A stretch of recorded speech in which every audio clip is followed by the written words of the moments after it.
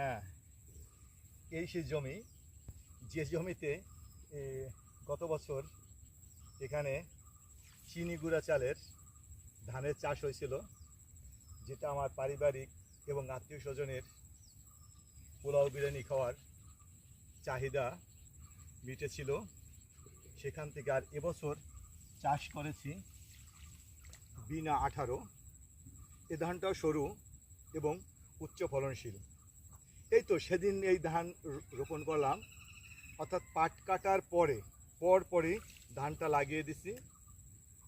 এই তো আবার হয়তো 15-20 দিনের ভিতরে ধানটা কাঁচি ধরে এসে যাবে। ভালোই লাগতেছে, অনেক সুন্দর লাগে নিজের জমিতে এসে কাজ করা।